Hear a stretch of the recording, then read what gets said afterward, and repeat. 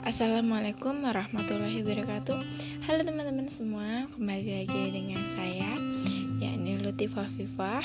Pada video ini dibuat guna memenuhi tugas kekurangan energi kronik atau KEK pada remaja. Tugas ini dibuat guna memenuhi mata kuliah pendidikan gizi yang diampu oleh Ibu Pradipta Kurnia Santi. Simak terus videonya, semoga bermanfaat untuk kita semua. Remaja Indonesia. Remaja merupakan masa peralihan dari anak-anak menuju dewasa. Pada masa tersebut akan banyak mengalami pertumbuhan serta perkembangan yang berlangsung secara cepat. Berdasarkan data riset kesehatan dasar atau Riskesdas pada tahun 2018 menunjukkan sebanyak 14,5% wanita usia subur yang tidak hamil berusia 15-49 tahun mengalami kekurangan energi kronik. Prevalensi tertinggi berdasarkan karakter umur ditemukan pada kelompok usia 15-19 tahun, yakni sebesar 36,3%, sedangkan sebanyak 17,3% wanita usia hamil subur yang hamil berusia 19-49 tahun mengalami kekurangan energi kronik. Dengan kelompok usia 15-19 tahun memiliki proporsi tertinggi, yakni 33,5%.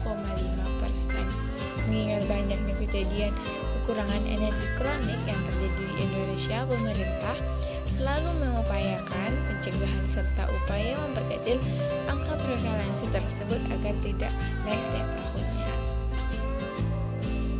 Oleh karena itu, kita sebagai remaja Indonesia mempunyai peran aktif untuk mencegah terjadinya kekurangan energi kronik atau KEK.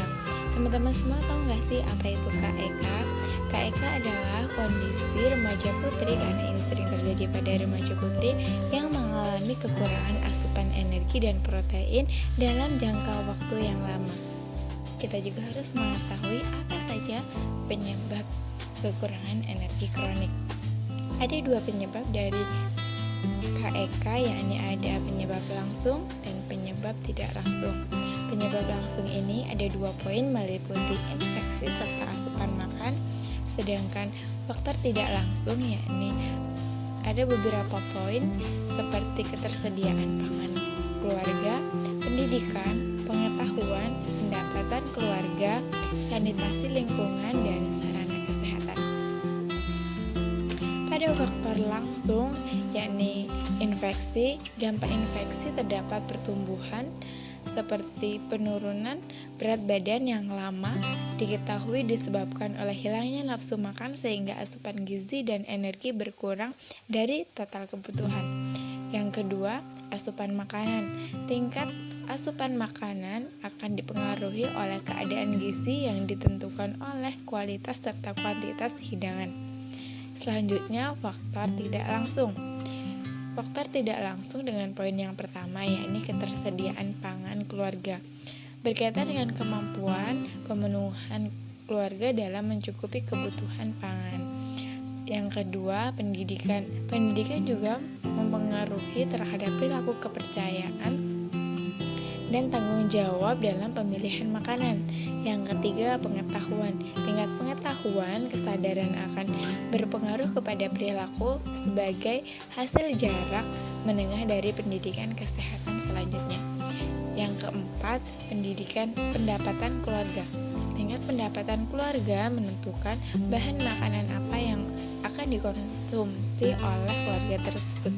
Yang kelima, sanitasi lingkungan dan sarana kesehatan. Setelah kita mengerti pengertian, penyebab, kita juga harus mengetahui apa saja gejala kekurangan energi kronik. Gejala yang pertama yakni lila kurang dari 23,5 cm. Yang kedua, merasa lelah terus-menerus. Yang ketiga, konsentrasi dan daya ingat menurun. Yang keempat, sering sakit kepala atau sakit tenggorokan. Yang kelima, pembengkakan kelenjar getah bening di leher atau di ketiak.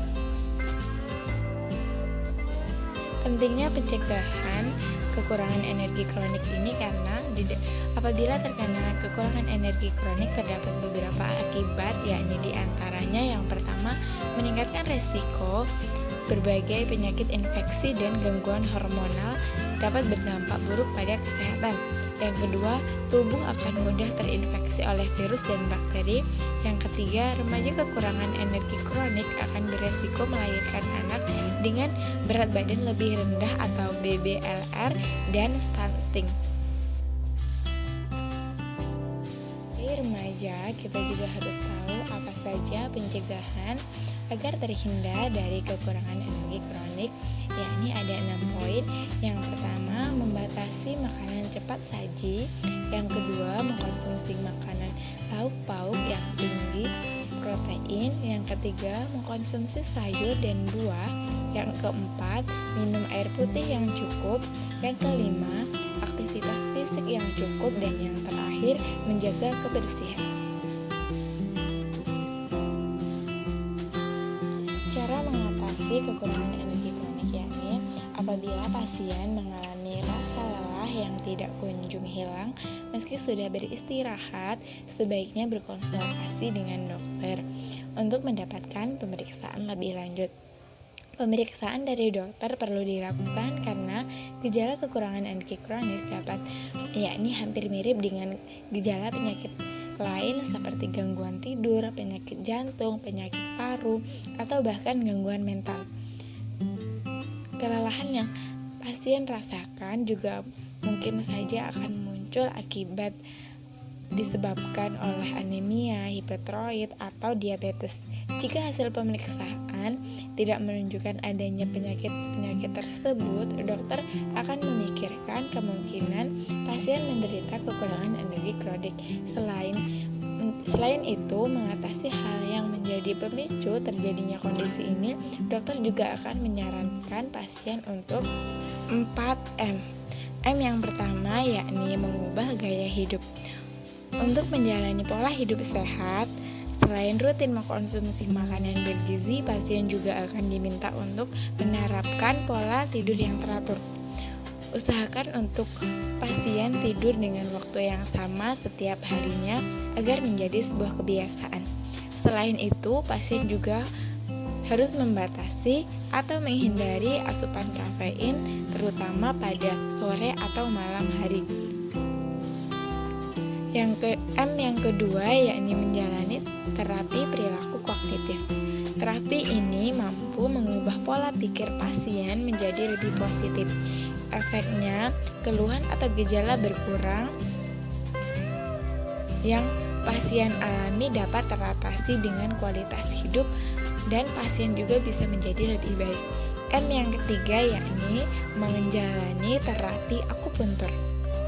Dokter menyarankan untuk menjalani terapi akupuntur. Terdapat penelitian yang menunjukkan bahwa terapi akupuntur dapat mengurangi gejala-gejala kekurangan energi kronis, bahkan depresi yang muncul akibat kondisi ini. M yang terakhir, yang keempat, yakni mengkonsumsi obat-obatan tertentu. Salah satu obat yang mungkin akan diresepkan oleh dokter yakni antidepresan. Hal ini terjadi karena penderita kekurangan energi kronis rentan untuk mengalami depresi. Jika didiamkan tanpa penanganan, kekurangan energi kronis dapat mengakibatkan penurunan kualitas hidup, produktivitas, dan beragam masalah.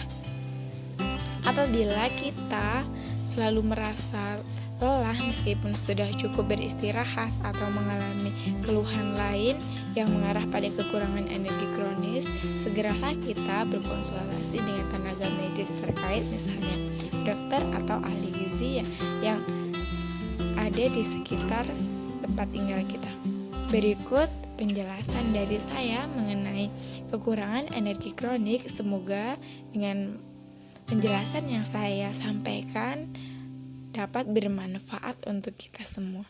Wassalamualaikum warahmatullahi wabarakatuh.